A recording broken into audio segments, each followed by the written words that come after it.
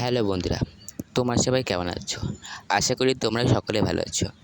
আমার এই চ্যানেলে তোমাদের সবাইকে স্বাগত।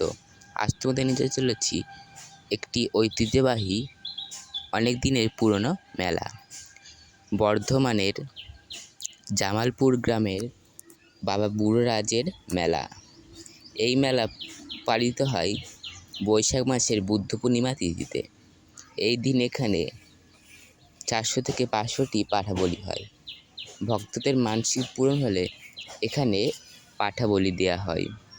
এই বাবা বুড়োরাজ ভীষণ জাগ্রত, সকল মনস্কামনা এখানে পূর্ণ হয়।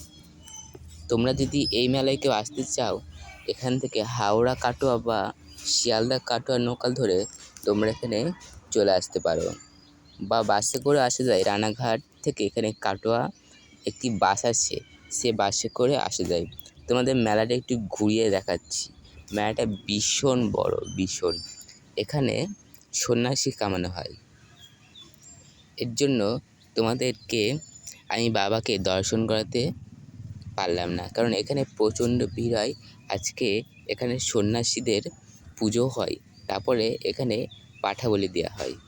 এর জন্য তোমাদেরকে আজ আমি বাবাকে দর্শন করাতে পারলাম না। তো তোমাদেরকে মেলাটা একটু ঘুরিয়ে দেখাচ্ছি।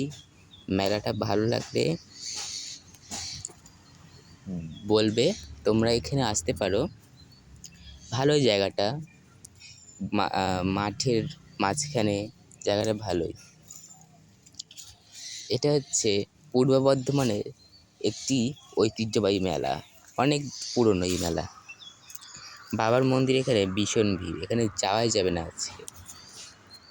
তোমরা যদি পুজো দিতে চাও তো এখানে প্রত্যেক সোমবারে পুজো দেওয়া যায়, আর একটি ছোট্ট করে মেলা অনুষ্ঠিত হয়।